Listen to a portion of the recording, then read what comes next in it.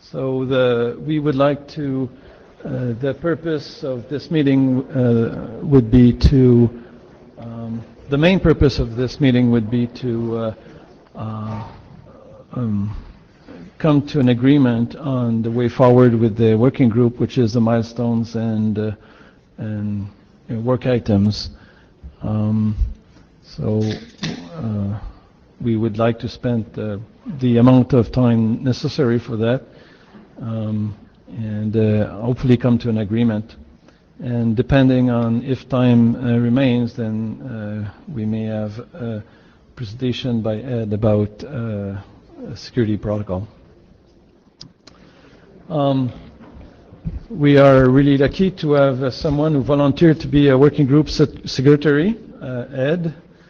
Ed, please say hello. So he will be helping the chairs on the various tasks that we have. The blue sheets are being circulated. Please sign. Any volunteers for scribing and providing and taking some notes? Ed, okay, thank you.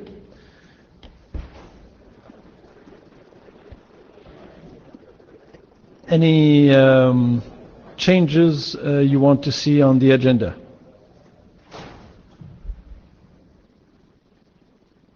Once, okay. So to help have a discussion about the milestones,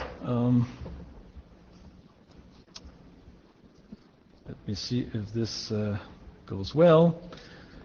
We've done two things in the working group since we chartered. One is identifying a list of work items, which is on your left, if you may recall. And we essentially list a list of potential work items, and then something that could be done later, and later or never. Then we worked on the use cases, and we agreed on those some time ago. So I'm not going through all of them in detail. So what we try to do is then kind of combine those two into things that are more clearly milestones and deliverable and work items, which is the thing I just presented. So I'm not sure I will be able to play between those two all the time, but if we need, then we'll do. So so I did the first version of it, and then so that I'm not looking like completely stupid in front of people, I asked clever people, more clever than me, to review it, and we came into this this afternoon. And so this is far from being, the answer of the milestones, but just a proposal to discuss, help to discuss within the working group. So the milestones are listed there with the potential status, such as standards tracks or informational, and below are work items who do not have specific deliverables. And there's a remaining topic at the bottom that the people in the room agreed to. Maybe we should think about discussing with the ops area about network management before converting this into any milestone. So the chairs would like to see if you have comments, suggestion, proposals, changes that make sense for those milestones and work items. Mike is on the floor now. Including, I agree.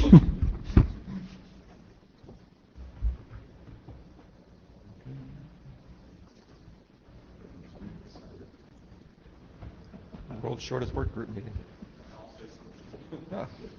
Kevin Fall, Carnegie Mellon.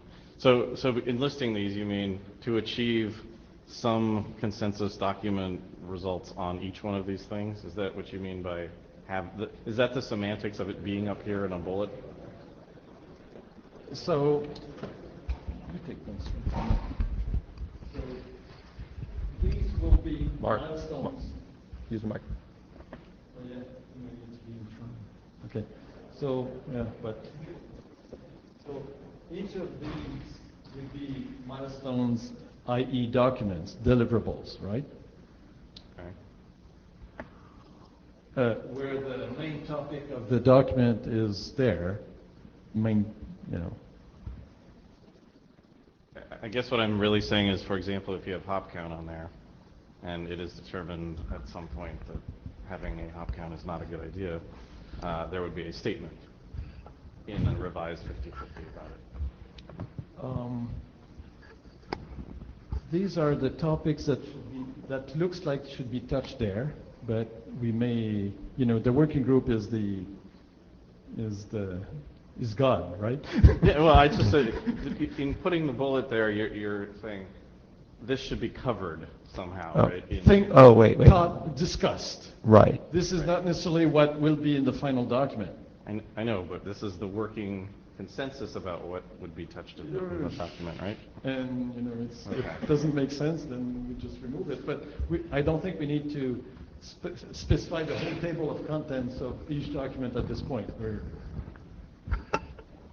No, I'm just trying to understand what you meant by it being as a working sort of draft item there. These would be things as of up to this point, people seem to want to discuss. Yes. Yes. That's all I'm trying to say. Okay, and those sub-bullets are essentially extracted from the previous discussions we had. So there's nothing new there. Okay. It was just grouped so that we have an idea where they go to in terms of documents and deliverables. Right. Given, for example, outcome was a topic where some of the discussion where maybe it's a header thing, so would be in 50/50. But if the working group finds that is not useful, not relevant, or done other ways, then we'll just remove it. There's no contract there. Right. Hi, Rick Taylor, Airbus. I just want to reiterate one of the topics that came out of the conversation earlier on, which was a general intention to keep the documents short and sweet, rather than trying to put addressing into the 50/50 BIS document. The sort of rough consensus we had in the pre-meeting was short, sweet documents, and I'm hoping that the working group kind of agrees with that approach, rather than writing monolithic tomes. Yeah. Thanks for clarifying that, Rick, because that is an important point. Any other comments?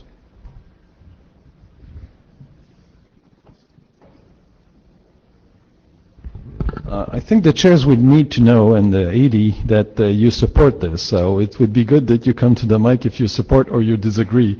If you're all silent, then we're not sure we're making progress. Scott Burley at JPL, and I just, in response to this urgent plea, yes, I think it's a good idea. I think these are fine. I endorse this list here. Hi, I'm Nabil Ben Ammar, ISOC fellow to the IETF. I'd like just to ask about static routing and the position of informational.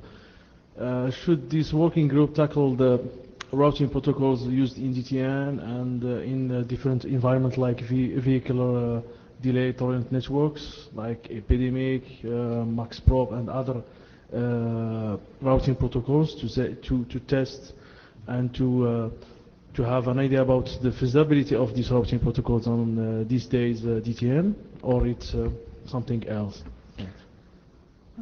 So that topic has actually come up several times, and when we first discussed it during November, this is something that people are interested in, but as soon as we started talking about how we would do it, it quickly got to the point of people really weren't sure yet.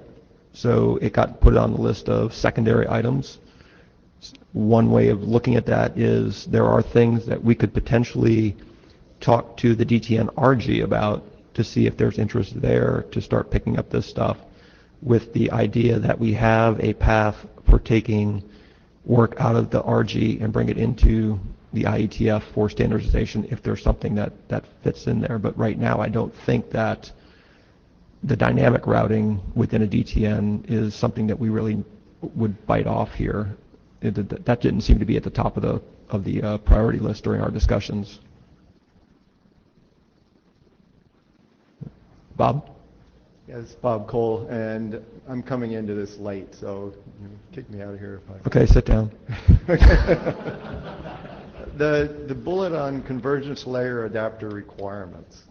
So I think there's kind of two different scenarios where DTN's considered being deployed, space and terrestrial.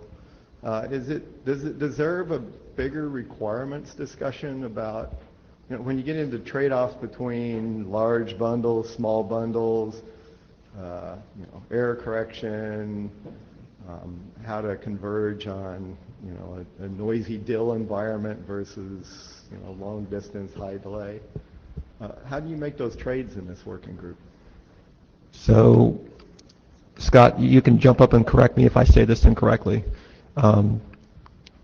These requirements were not necessarily to cover all those cases. It's the minimum set of things that the bundle protocol would expect to have from a convergence layer. Okay. Well, I'll think about that. I'm not sure what you said, but I'll think about it first. All right. See, he's going to correct me so he gets a little bit of clarity. No, I just want to amplify a little bit. Scott Burley, just say a little bit more about this. I think what we were talking about in terms of the requirements on the convergence layer, there's a certain, the intent is to provide some hints to the implementer as to the implementer of a convergence layer adapter as to what the adapter needs to be able to do, what the functions are that have to be performed in order for it to be successful in the context of bundle protocol. The specific requirements that would motivate the selection of one convergence layer adapter, convergence layer protocol over another are a really interesting topic, but I think that they're other than maybe informational and as examples in the bundle protocol spec, I think they definitely should not be there shouldn't be any normative language in the bundle protocol spec that says use this under these conditions. I think there will be deployment and operational lore that will emerge from operating the protocols, and eventually that maybe needs to be standardized somewhere. But I think it'd be way premature to start trying to dictate to people use this convergence layer protocol under these circumstances.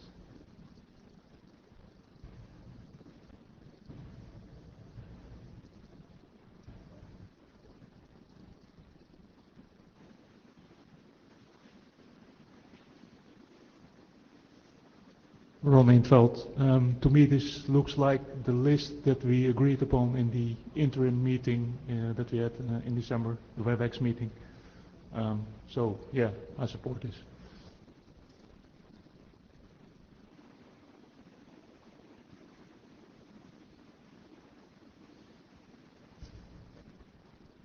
Rick Taylor again. First off, I support this, and then because we've all gone a bit quiet, can I ask the question to the chairs, really? Mm-hmm. What's next? How do we start this?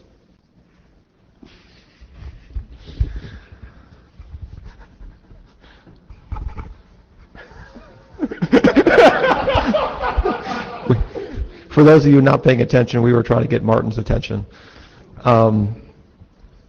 The primary thing here is that we just have to identify the milestones, and the milestones are an agreement between the work group and the AD. So once we have a a rough estimate of when we think those things would be ready to move, we can update the milestones. Martin can beat us over the head because we're way too optimistic. We can then start working, which means if people have ideas of ones they want to take responsibility for, we can start writing names down and getting that work started. Okay, I'll start the queue, Rick Taylor again. I would like to do investigate enhanced neighbour discovery protocol work item, please. Okay. Yeah, me as an AD, maybe I can do it completely different and squeeze you even more work items in it. So like, usually we squeeze down. So, but For example, So you're asking us to cut down the number of, for a template from Boeing, I don't know if you're looking for volunteers for all of these, but I'd like to work the address and architecture as editor.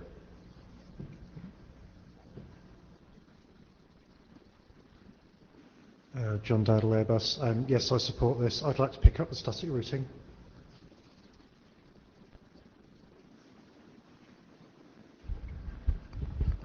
Yes, Nabil bin Ammar. I support these milestones, and I can work on any item like static routing, for example.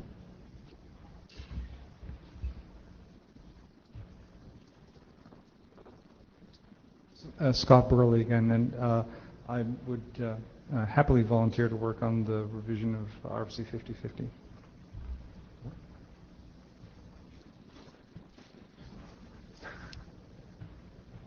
Ron Enfeld, I am also interested in the revision of 50/50, maybe to safeguard that no babies are thrown out with the bathwater. I'm also interested to do work on neighbor discovery.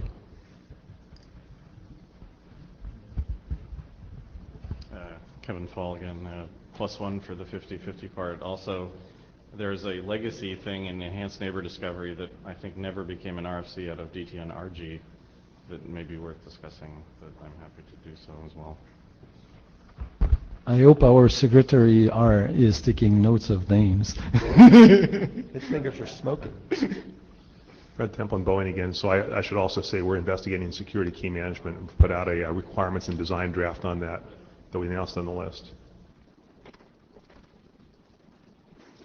Steve Astanados, and I know that there is no Jabber Sky when someone asked a question in Jabber, so I relate. Thank you very much. So relaying Will Ivansik, and he asked what is the difference between node neighbor discovery and enhanced neighbor discovery. Oh, enhanced, okay. That's... the one listed. The one listed as current, and then the one that says investigate enhanced. That was the question? I don't know. He might answer. Okay. Well, let me answer the question I think was asked.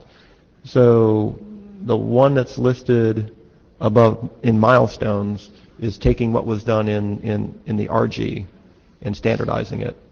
The work item down at the bottom, which doesn't have a deliverable right now, is actually looking at other potential options for doing neighbor discovery.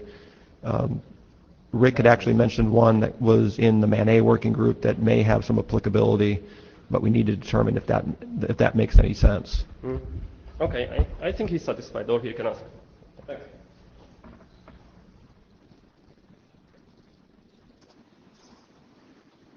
Okay. Good for security. This is Ed Brain from APL. +1 that these are good milestones and work items. I would like to work on security protocol and generally security models for DTN.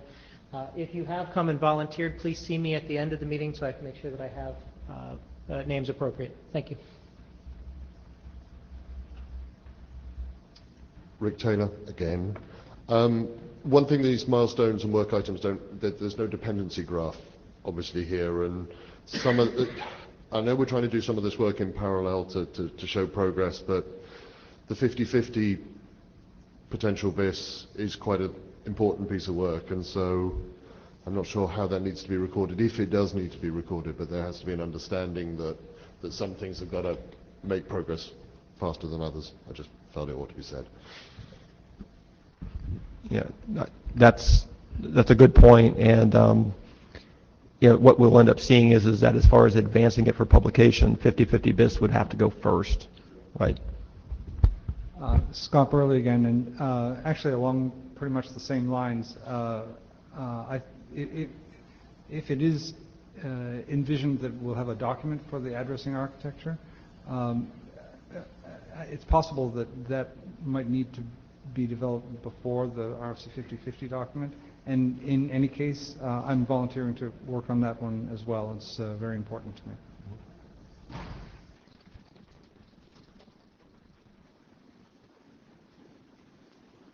Are there any that aren't covered? No, we have editors for all. I'm impressed. Well, the registry of service identifiers, I have a draft already, so. So Mark's volunteering. Yeah. So the only one that nobody take on was the registry of service identifiers, which I already have a draft that was pretty advanced, so I could take this one on. Any other? So I haven't heard any people saying wrong or anything, and we've heard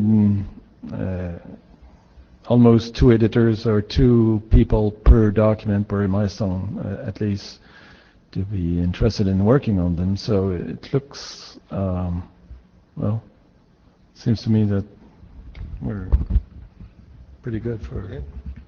Is our AD happy with this? Happier than his last working group. Are you happy, or if we put this on the tracker, we'll be okay? Rick Taylor, with a sort of question for the room and the remote participants. Network management. The intention, I understood it, was that we should discuss it with the ops area. Are people happy with saying, we'll discuss that with the ops area and not really work on it in this cycle? I know personally I am, because it's a massive topic. But we got to do it at some point. I just want to see how the room feels before we just go ahead, because it's at the bottom of the PowerPoint. Yeah, as I said in our previous meeting, is that it seems to me that the network without network management being deployed doesn't make any sense. So I think that's however, we don't kind of know how to approach it. There's some work already done, so So I was actually going to elaborate a little bit on our conversation, that on first blush, the existing IETF model of network management, i.e. SNMP or Netcomp Yang, doesn't seem to be quite a good fit for this. But in order to really make that point clear, one of the things that we had talked about was actually having a discussion within the ops area to make sure that we weren't missing something obvious where one of those things could be applied.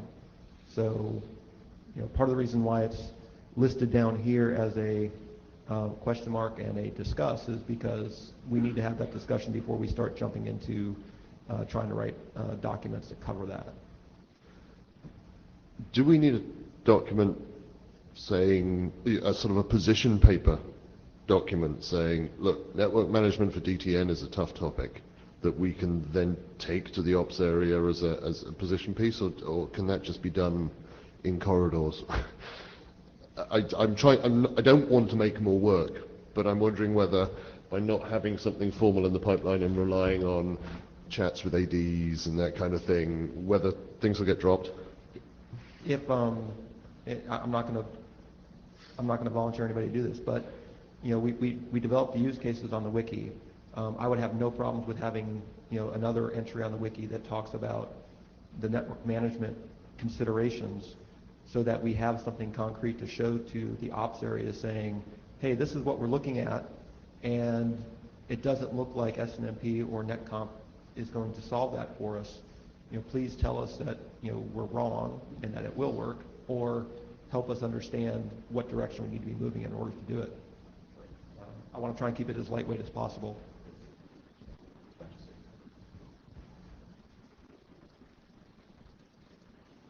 Just to continue that discussion, there has been Can you some. state your name for the I'm sorry, for the Ed- minute taker?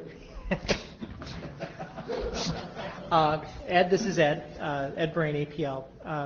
There has been some work in that area to describe desirable properties, requirements, unique constraints, and the definition of network management at levels in DTNs.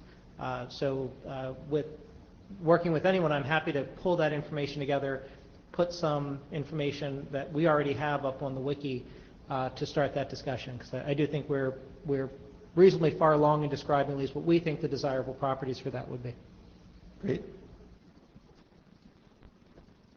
This is Bob Cole. I don't have a management comment, so I have a different comment, or question. So have you guys discussed timeframes for these things, or is it too early? Do you have to go to the authors and... We think that within a month we'll be all done. Great. No, I mean, seriously, is this like do you view 50-50 a 2-year effort out, or? So I can't remember if it was in our meeting or some, actually I think it was our meeting where I said if it was beyond 18 months I was going to like pull my hair out. Oh, okay. What's left of it. So I'm actually hoping that we can move pretty quickly. I'll leave it to the people who are writing the documents and discussions within the working group to see if we can actually hit those kinds of time frames. But and I think we expect even if at the end there's a graph of dependencies between the documents, we expect to work them in parallel and to converge at some point. So we should not try to start with one and everybody is waiting for the first one to finish. So even if we know there are dependencies, we can work in parallel. So that could help, finishing in this decade.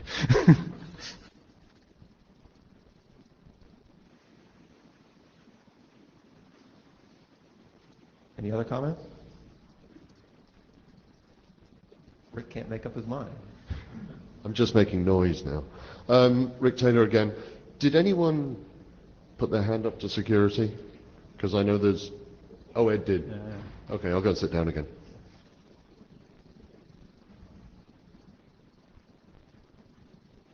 All right, so with my half of the hat on, I think the way to go is for the people who volunteered to start thinking about, within the next week or two, how long they think it would take to write such a document, and maybe just consider what your dependencies would actually be.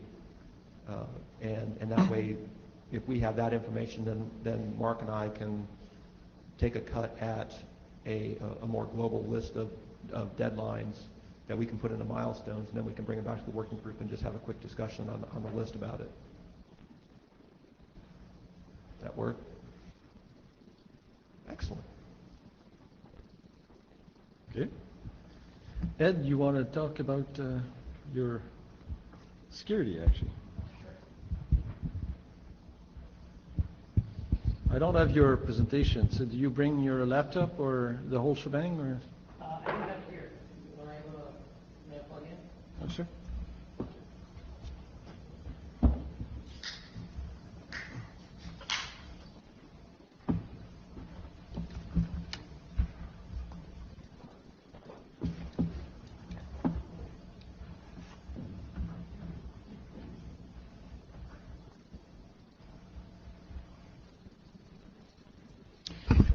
So while Ed is preparing, the only thing, if we hear there's a clear consensus and agreement on those, the only piece remaining that is we need kind of a time frame for the different documents, and then we can input it in the tracker. So as Brian was saying, the editor is the one that express interest as soon as you give us some time, some dates.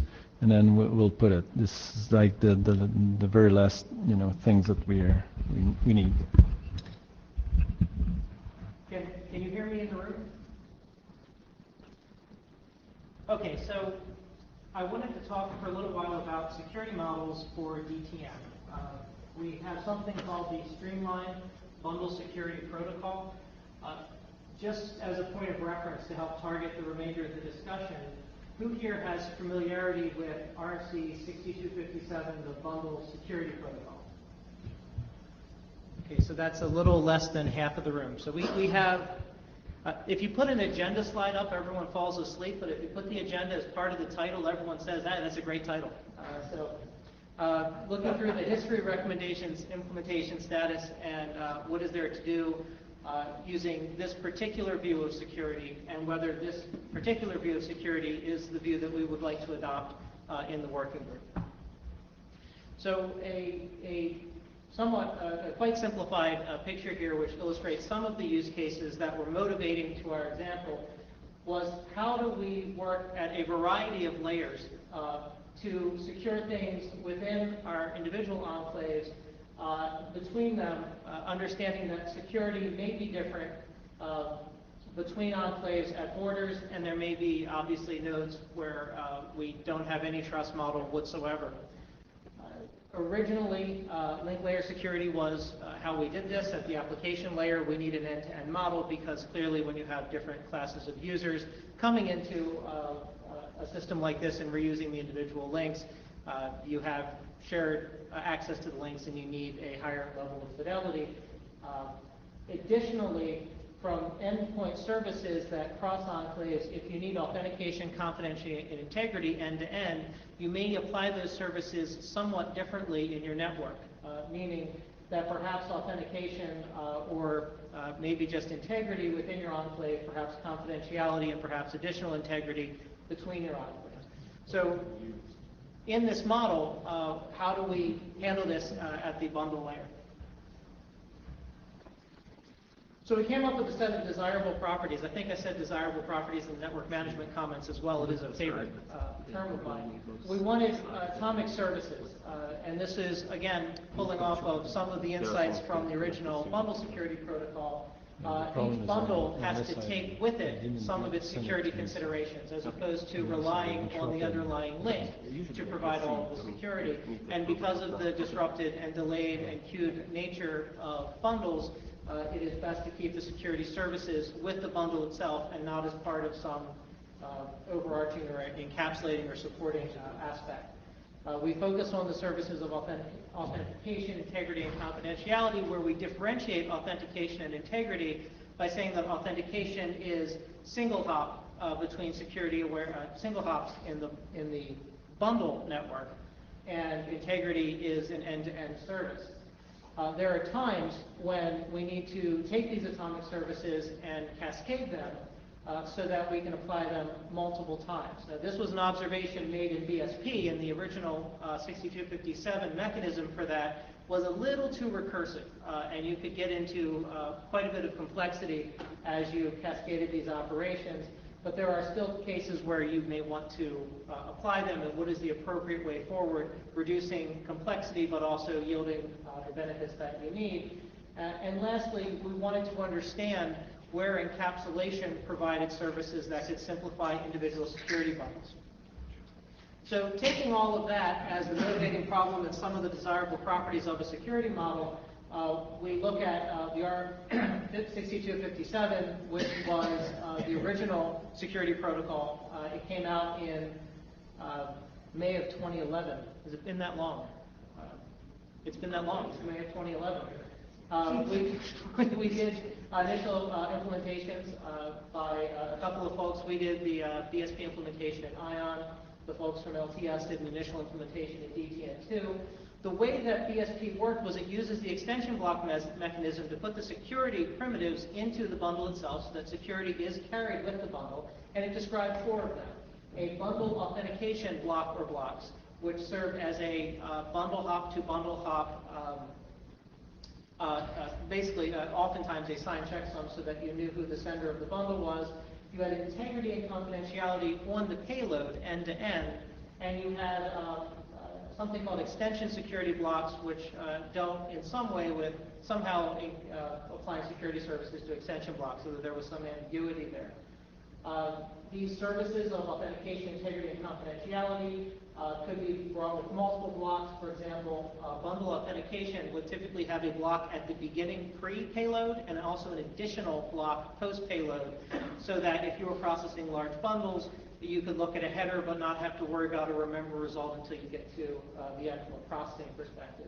And then separate from the block structure, various cipher suites could be used to generate ciphertext and parameters and populate those blocks. And a graphical example of that is here, where you would have a bundle with a primary block, an extension block, which was a BAV, payload, and then a cutoff at the bottom of the presentation, another extension block, and perhaps also integrity on the payload. So this is what we mean when we say that bundles would like to take their security with them. They're using the extension block mechanisms to get those secondary headers and trailers. As we implemented this, there were a couple of observations. One was there was a concept of a security source and a security destination for a block.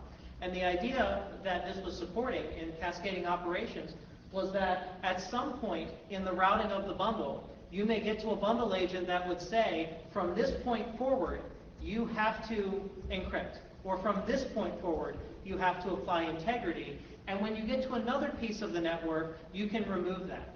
In the simple case, the initiating security operation happens at the bundle source. And in the simple case, it is removed at the bundle destination. But that requirement was not there in BSP, so that you can have a waypoint, which in this picture is located as a security source, which is separate from the bundle source, and a security destination, which was separate from the bundle destination. And it was a mechanism for trying to do a security tunnel without creating a security tunnel. The good part of that was that if you understood the path, the likely path, or at least the entry and ingress and egress points of a bundle through some sort of a network cloud, you could apply that. If you didn't, or if the bundle wound up going to a security source and then taking a different path to the destination without actually going through the security destination, you could find yourself in a bind where you are unable to decrypt or integrity sign part of your bundle. And the larger observation here was that there became a coupling between security and routing in this case, and it became very, very difficult to implement that in all of the deployment scenarios. So starting with that, we looked at some lessons learned off of the implementations of BSP, and we came up with 5 recommendations. One was, just as we said, to seek to decouple the routing and the security functions. The other is to make the common cases simple and efficient.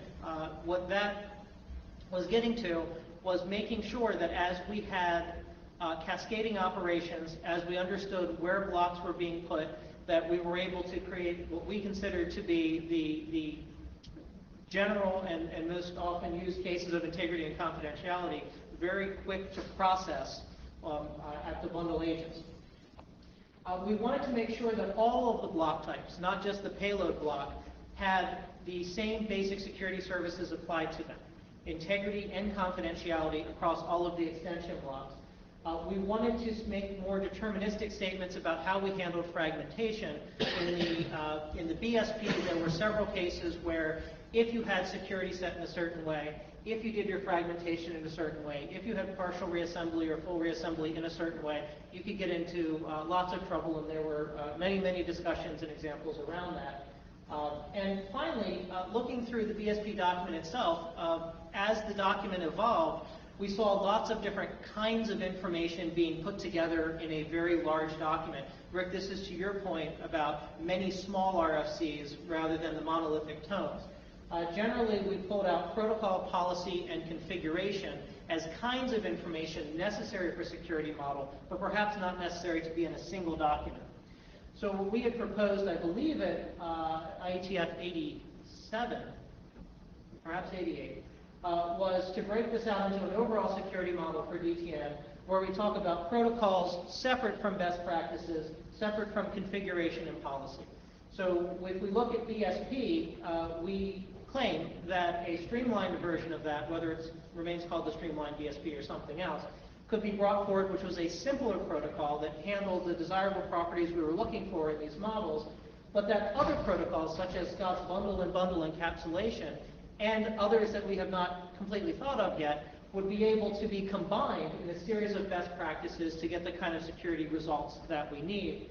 And then policy being both perhaps fragmentation strategies and required cipher suites could be, again, a third type of document. In the BSP, it was mandated that certain cipher suites had to be supported. And the difficulty with that is across the entire user community, not everyone wants to use symmetric key, not everyone wants to use asymmetric key. It's really hard to tell people that they have to support HMAC SHA-1 credibly. And if at least there were different specs or families or categories or groupings of cipher suites, that's something that can be taken into a different document, and as that is maintained in some way, then that doesn't affect the core protocols or perhaps the best practices. So if we look at the first part of this, which is the SPSP protocol, we have an initial draft out. It is up for review. The URL for it is down here. We can send it around. We decouple the security and the routing by removing the security source and security destination, with the only exception for that being authentication, which is defined as being the next hop. You know that if you were doing one-hop security authentication, you can speak intelligently about the destination because by definition it is where you were sending the bundle. Beyond that, it becomes very hard to understand the route that you could take when you get 2 or 3 or 4 security hops away. We define 3 security block types, not 4, to partly simplify processing and also to make the ability to apply security to extension blocks. So we have block confidentiality blocks separate from payload confidentiality blocks. And we have block integrity blocks separate from payload integrity blocks. And they can be applied with the same rules across all of the different kinds of blocks, treating the payload as an extension block in this case. To that point, we then, a deterministic block processing order falls out. And just as a way of talking about this in spec, we introduced some terminology called the security operation, which is a service followed by a target. A target is an extension block in a bundle that is uniquely named. And we'll talk about that in a moment. And a service are the 3 core services of authentication, integrity, and confidentiality. The design decision that we made to make this streamlined and to try and reduce the amount of recursive cascading operation was to assert that only one unique combination of service and target is allowed in a bundle at once. So if you say integrity payload and then you say confidentiality payload, you're not allowed to then do another integrity payload and another confidentiality payload and another integrity payload. We treat the extension blocks the same as the payloads. I've mentioned that already. We also wanted to try and create support for primary block integrity, which is to generate a mutable version of the primary block, sign that, and hold the signing of that in its own integrity block. And that came about from some of our user community discussions as something that was both desirable and possible to do. We're getting to the end of what's viewable here. We talked about simplifying the rules for fragmentation, and we had done a great deal of effort to reduce the rules around whether security could be even applied to fragments, and that has made the world better. Through some list discussion, we found some additional loopholes to close around fragmentation, but I think we're well on the way to addressing some of those issues. So what is there to do? We had an original version of SPSP that was published in the DTNRG. We made a 0.1 version. We had received a few small comments on that, and we've moved it over as a draft to the DTNWG, and comments on it are much appreciated. There are a couple of things that we know we're going to change through this mechanism. The first is that RFC 5050 does not currently have a mechanism for uniquely identifying an extension block type, an extension block instance. There is clearly an extension block type, but if you have 2 extension blocks of the same type, there is no way in the block header itself to say that this is instance 1 of that type and this is instance 2. So what we have done now is we've created a creative solution where we put some information in dictionary offsets that provides a unique identifier, and that is certainly functional, but clearly if RFC 5050 Viz identifies or adds an identification to extension blocks, we would adopt that mechanism as opposed to what we're doing right now. There was discussion over the reality that in actual networks, the next bundle protocol hop may not be security aware, because this is an extension service, and what do we do about that? And we talked about 2 ways to handle that. I have defined them as restrictive and permissive authentication. Restrictive is if I get to a bundle agent and the bundle agent does not understand security, and yet there is security stuff, especially for authentication in the bundle, what do we do? So we can set the, if you cannot process this block flag, do you drop the block or do you drop the bundle? You need to do one of those two things, because you have a security service that is meant to be hop to hop, and you've now gone one hop and you've reached something that doesn't understand a security service. As a matter of policy, you should be able to either say, something has gone terribly wrong, I don't understand the security topology of my network, kill the whole bundle, and we don't want it to proceed anymore, because it cannot pass if it cannot be authenticated. A separate policy is to say, well, authentication just means we got here. If I don't care about security, then, well, maybe I just drop the block and continue processing it. And that is also something that is defensible based on certain network deployments and certain use cases. So we identified the need to handle each of those as a matter of policy. I have a question. Sure. Kevin Fall. So this is in little ways resembling source routing, loose source routing, or strict source routing. And I can imagine another option being don't do anything. Don't drop anything in particular, forward it along the path. We could debate what the semantics then about authentication for a one-hop really means, but it seems like that would be a useful, practical case that would come up from time to time. So it may be, and that was actually the initial stance, was that by definition, security was hop-to-hop, with the assumption of was bundle node to bundle node hop, and the assumption was security was there, but if not, we didn't address what to do. In trying to come up with whether we had 2 options or 3 options, with yours being the third option of do nothing, it does violate the semantics of single hop authentication in the bundle topology. Now, that doesn't mean we can't add it at a point of policy, but that's probably something we want to discuss. Yeah, I think the generalization of the question is it single hop or is it some hop? So authentication, separate from integrity, was meant to be single hop, with integrity being end-to-end, with end-to-end either being bundle source to bundle destination end-to-end, or end-to-end being the ends of some tunnel if you're doing an encapsulation scheme.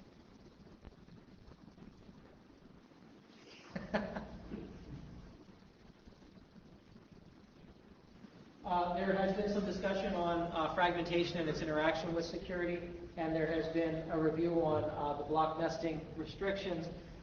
What I mean by that, it's a shame that this is cut off, is in the order in which you apply, I don't know that I can fix it. The order in which you apply integrity and confidentiality may matter. Are you allowed to integrity sign something that has already been encrypted, or encrypt something that has already been integrity signed? The reason why that comes up is there are certain cases, if we go back to the initial network deployment diagram, where you may, typically if you want both, you will typically apply both, and you will typically use a cipher suite that gives you both, and gives you an integrity as additional authenticated data or something like that.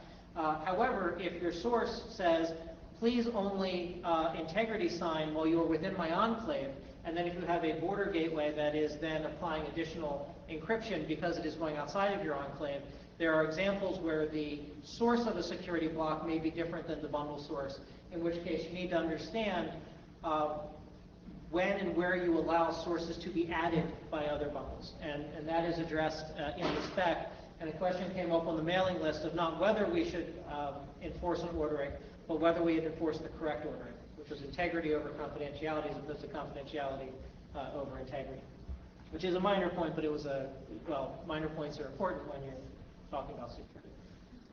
Going forward, if I back up briefly to this, we have the initial case of the SBSP. There is an initial implementation that Scott Burley wrote for SBSP and ION so that we could generate some performance data in a variety of scenarios. The bundle and bundle encapsulation spec has also been written, and there is also a reference implementation of that in the ION repository. We are starting to work on some best practices documentation and capturing some of the cipher suites to this model.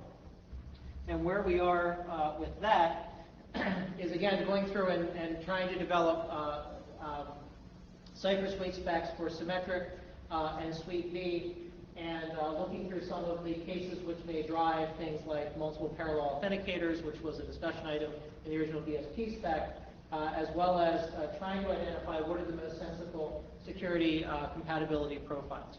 We are early on in this work, but again, if this is a security model that we adopt in the working group, there are several documents that we would need to bring together. Security compatibility profiles and site for suite definitions being one of them. The other being general policy considerations, which is whether it is simply the configuration of SPSP or whether it is more holistic. How do you respond to a variety of events in a secure DTN? And this is an eye chart, and I don't expect folks to read it, although these will, of course, be posted. What do you do when less security than is required is received in a bundle? So if bundles take their security with them, if you as a bundle protocol agent that is security aware have expectations and the bundle does not meet them, what do you do? What do you do when more security is required? What do you do in terms of evaluating security in transit if you are not an endpoint? Obviously the fragmentation, and then block and bundle severability, which goes back to the point that Kevin, you asked the question on, which is when is it appropriate to drop the block versus dropping the bundle, or to your point, in which cases is it best just to leave it all alone? Finally, again, separate from individual security policy, is what we're considering a best practices document, which talks about how you achieve basic security services using a variety of configuration, policy, and protocol specification. And this is where the encapsulation and the tunneling point came in. That is not always the answer, but it sometimes is. And the question then is, if you can identify what are common, well-defined security capabilities, basic security services such as authentication, integrity, and confidentiality, primary block privacy, primary block integrity, cascading operations, intermediate destinations, path verifications, multiple parallel authenticators, and others as we are collecting them. How do you make sure you do them with the set of small, non-monolithic RFCs working together? And that is a meta document, if you will, that can talk about how you achieve these services with what we have. Again, the smaller distributed model being the goal. And that's what I have. So where we are right now is we have VIB, we have SPSP, we have initial implementations of those. We know there are some areas where we want to do something differently, but we would request folks to review the specs and provide comment. So, John Dowdle, Airbus. Yeah, I've read your draft. Great, like it. I feel the draft would benefit from some explanation at the beginning as to why this is better than the BSP.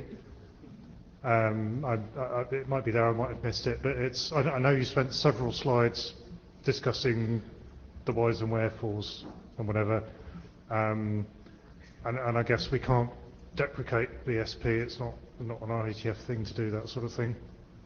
But is it IETF practice to say, actually, we'd rather use this one rather than this other one over here? So that's a very interesting question, and very interesting, especially since I don't have an answer for it. But the question is that 6257 is an experimental RFC out of the RG. What does that mean in terms of writing a different standard to accomplish a similar result in the WG?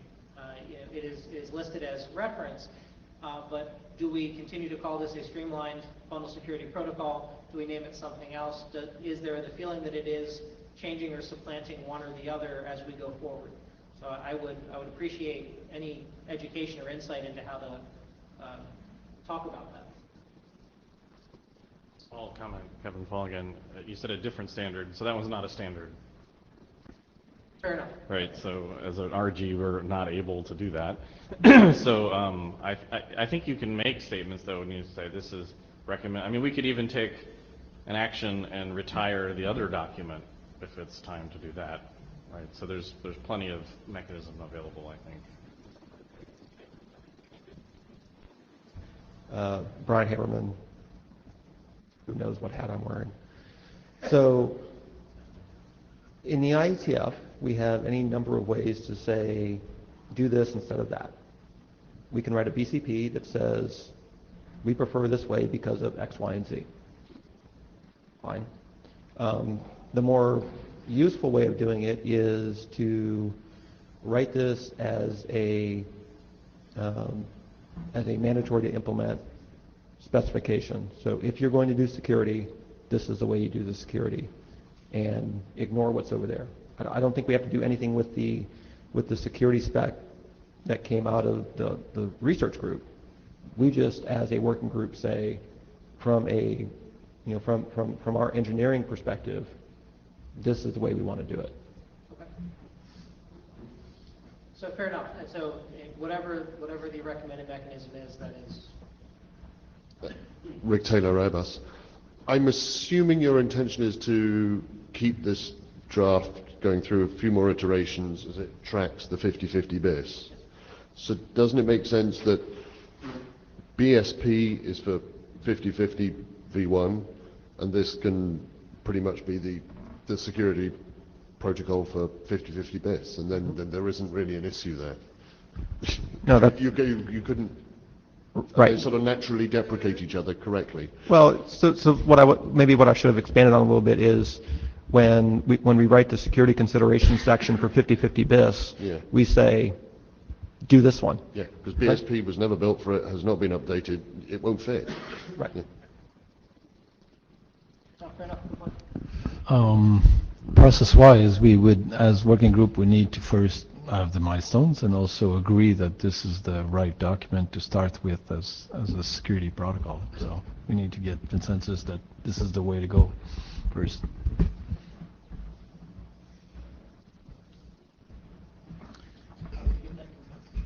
Well, how do we get consensus? We first have to have the milestones and then after.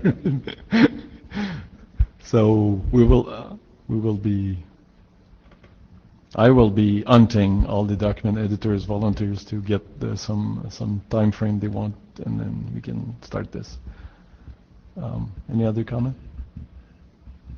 And we're 3 minutes left for the meeting, so I think we're done. Yeah. Thank you very much. Meeting done, unless you have something else to say. Thank you very much, especially for those coming just for this meeting, and we know. And there's a blue sheets. Please bring them back up here so we can send it to the secretariat. Thank you very much.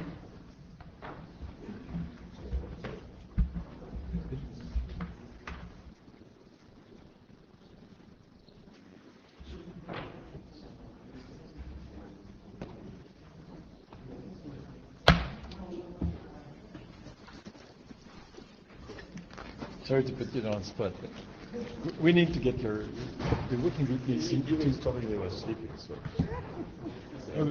Because, the working group needs to hear you, right? It's just late in the week, and I had a really interesting session before, so.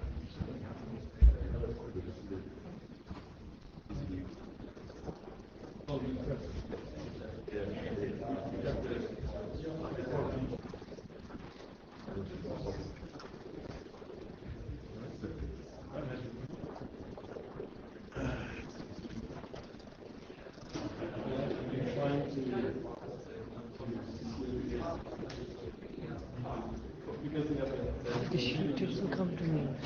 Where is it? Or if there's it all. Who has the blue sheets?